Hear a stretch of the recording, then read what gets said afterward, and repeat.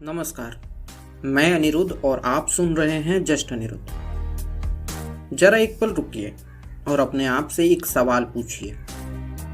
अगर कल को आपकी बहन, आपकी बेटी या आपके घर की कोई लड़की इंसाफ की लड़ाई लड़ रही हो और 7 साल बाद आप सुने कि दोषी को राहत मिल गई है,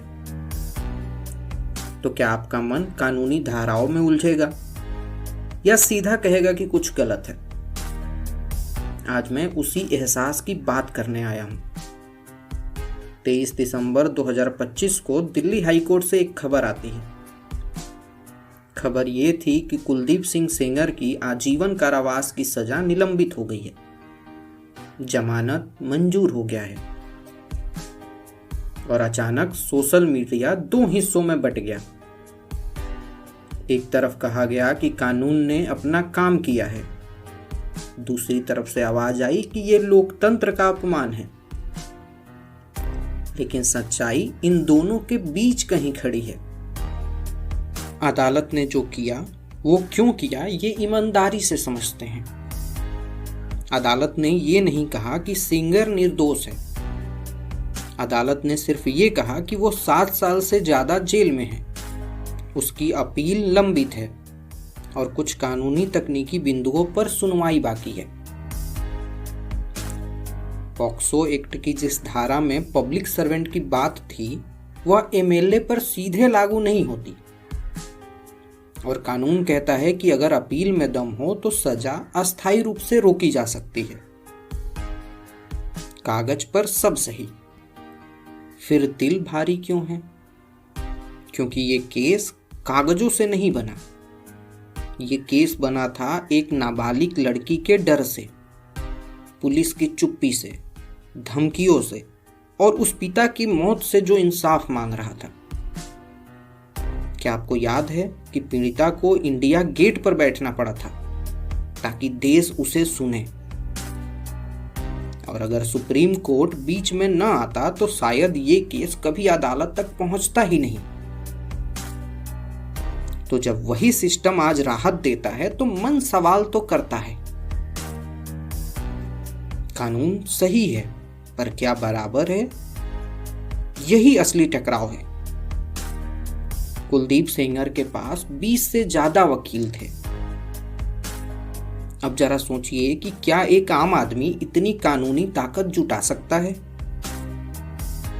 कानून कहता है कि सब बराबर है, लेकिन जिंदगी पूछती है कि क्या सच में सब बराबर है?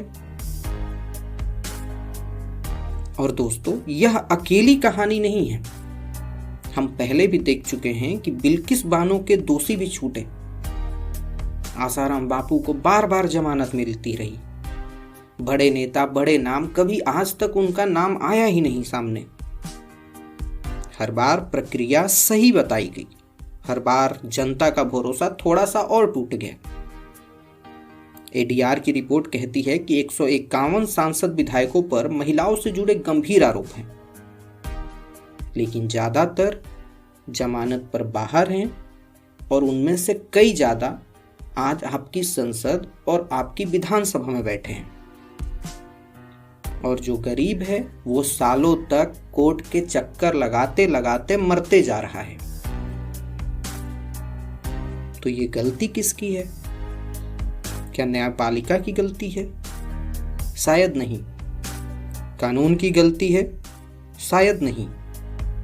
गलती उस सिस्टम की है जहां प्रक्रिया ताकतवर के लिए रास्ता बन जाती है और कमजोर के लिए दीवार।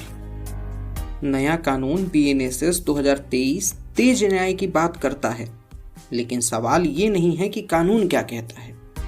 सवाल तो ये है कि क्या वह सब पर बराबर लागू होता है?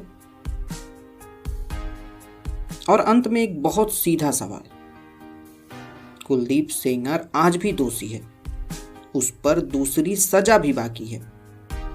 लेकिन लोकतंत्र में सिर्फ दोषी ठहराना काफी नहीं है।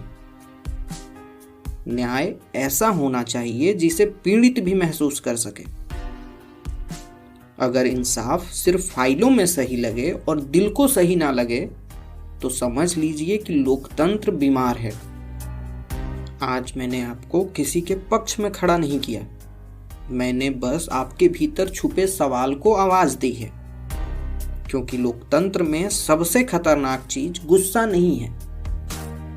लोकतंत्र में सबसे खतरनाक चीज चुप हो जाना है। मैं था अनिरुद्ध और आप सुन रहे थे जस्ट अनिरुद्ध। अगर आपको ये ऑडियो बुक अच्छी लगी हो तो प्लीज़ हमारे चैनल को सब्सक्राइब करिए और जुड़े रहिए ऐसी ही और वीडियोस के लिए। धन्यवाद।